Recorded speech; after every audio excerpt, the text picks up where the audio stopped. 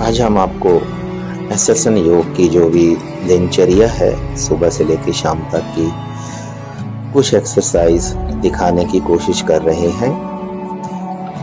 जैसे कि आप वीडियो में देख रहे हो कि ये शीश आसन करने से पहले थोड़ा वार्म अप किया जा रहा है।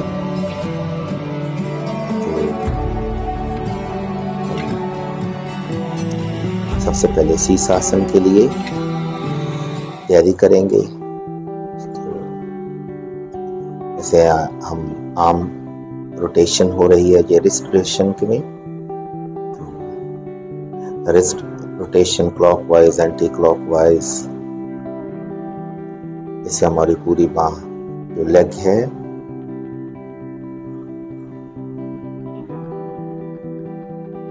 फिर इसके बाद हम करेंगे अपनी नेक रोटेशन। ये सर्वाइकल के लिए भी बहुत अच्छी है। तो आप जैसे कि वीडियो में देख रहे हो, अप एंड डाउन सांस लेते हुए आप जा सकते हैं।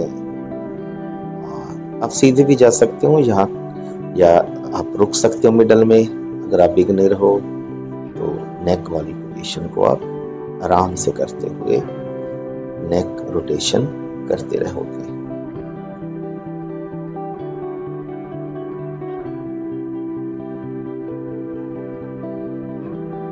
अब सर्कल में घुमाना होता है अपने नेक को।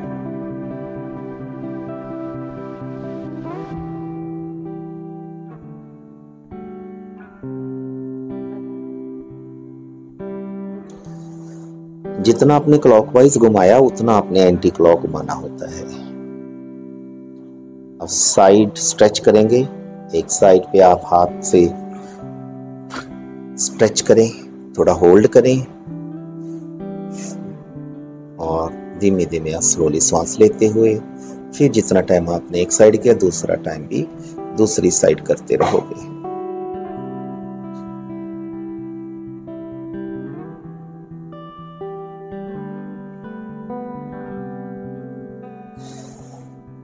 जितना आप रेपिटेशन कर सकते हो, 2 या 3 बार रेपिटेशन कर सकते हो आप, लेकिन दोनों साइड। फिर हम शोल्डर की तरफ जाएंगे।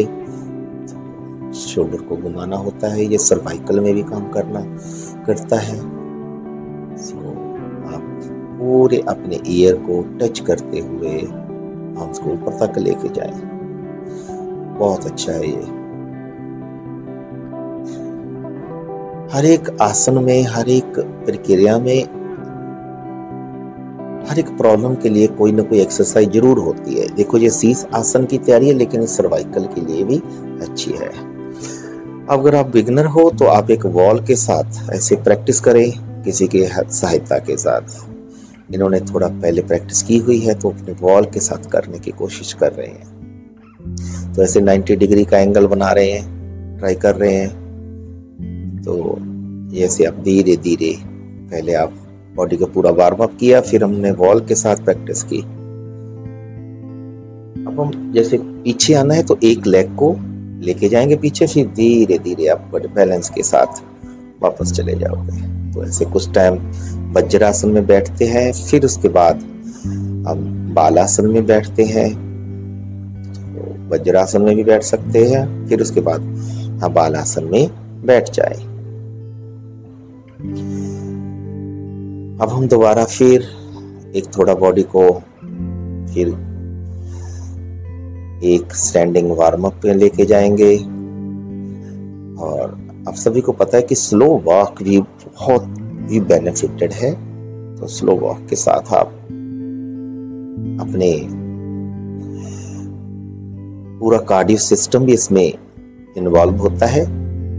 तो ये एक्सरसाइज अगर आप बाहर स्लो ऐसे चलते हो, मतलब चलना नहीं होता, थोड़ा थोड़ा बस चलना या भागना दोनों में नहीं होना चाहिए, स्लो चलना चाहिए। 4, 5, 7, 10 मिनट जितना टाइम आप चल सकते हो। तो वज्रासन में आप बैठते हैं तो आप अभी विदाउट एनी सपोर्ट शीश आसन के लिए जाओगे तो आप एक बार अपने मन में तैयारी कर लेते हो कि अब हम पूरा बैलेंस के साथ, क्योंकि आपने बिगिनिंग में स्पोर्ट के साथ पूरी प्रैक्टिस की, वॉल के साथ स्पोर्ट के साथ प्रैक्टिस की, फिर आपने वॉल के साथ विदाउट स्पोर्ट किसी दूसरे की सहायता से प्रैक्टिस की, फिर आपने यहाँ पे आ गए। तो फिर इसके लिए हम वज्रासन में पूरी तैयारी।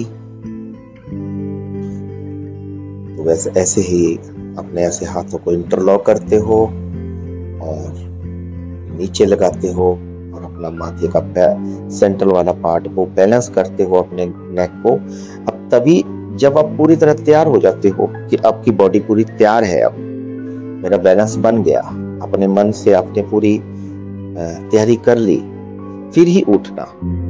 ऐसा नहीं है कि आपने, और दूसरा ये भी आसान है कि हाथ ऐसे लगाते हैं, थोड़ा हाथ के साथ पीछे हाथ रखते हुए गर्दन को नीचे लगाते हुए पूरी बॉडी को ऊपर उठ सकते हैं। तो इसमें आप अपनी शुरू में तो आप किसी की सहायता के साथ ही करोगे। तो यह थोड़ा ब्रीफ में हम एसएसएन योग का जो दिनचर्या है, तो लोग ज्यादा से ज्यादा अपनी हेल्थ कॉन्शियस होते हैं, तो फिर हम एक टारगेट भी लेते हैं कि हमने ये करना है, तो आप थोड़ा सा हेल्थ के लिए भी कमिटेड हो सकते हो। तो वैसे भी ओवरऑल ये बहुत अच्छा आसन है। तो आप एक लेग को नीचे रखते हुए फिर आप वज्रासन, फिर आप बालासन, कुछ टाइम बैठने के बाद इस प्रक्रिया को पूरा कर सकते हैं।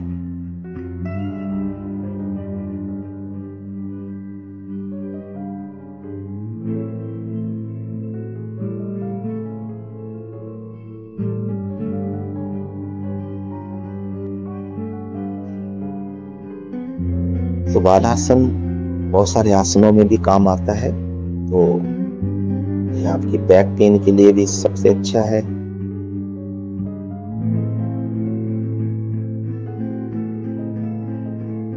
ओवरऑल रिलैक्सेशन के लिए भी हम इसे करते हैं।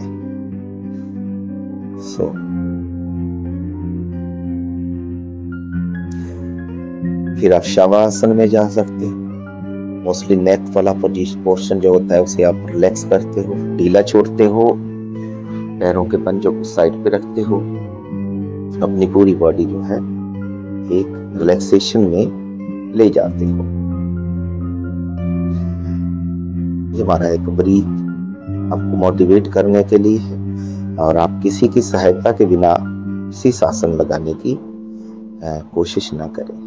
इसमें आपको हेल्प लेनी पड़ेगी बिगिनिंग में, धीरे धीरे आप इसे अच्छी तरह परफॉर्म कर सकते हो। पहले आपके पूरी स्ट्रेंथ होनी चाहिए, तो पूरी बॉडी स्ट्रेंथ के साथ फिर आप इसे शीर्ष आसन में जाने के लिए कैपेबल हो सकते हो। तो ये भी सभी हम एक्सरसाइज के एंड में किए जाने वाला आसन शीर्ष आसन है। तो यह आसन अभी आप दिनचर्या में ऐड करो। फिर हमारी एसएसएन टीम जो मोरबल स्ट्रेंथ पे काम करती है, और हम इसे बर्पीज कहते हैं। तो हम बिगिनिंग में 6, 7, 5, 7, फिर धीरे धीरे 21, फिर आप स्ट्रेंथ अगर 108 तक ले गए तो आपकी पूरी बॉडी जो है फुल स्ट्रेंथ में चली जाएगी। उसके बाद हम जो दिनचर्या में सबसे रिलैक्सेशन वाला आसन जो हम करवाते हैं, जैसे बालासन हो गया, और दूसरा आसन जो है वो पर्वत आसन हो गया। दोनों आसन रिलैक्सेशन के लिए इवनिंग के टाइम में, संध्या के टाइम में हम करते हैं। से इस साइटिका में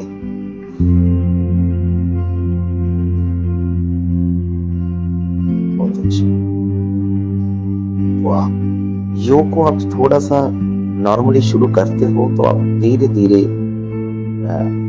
इसे और अच्छे ढंग से रिफाइन वे के साथ आप योग में अपने कमिटेड हो सकते हो। और लाइफ जो है धीरे धीरे हम बॉडी को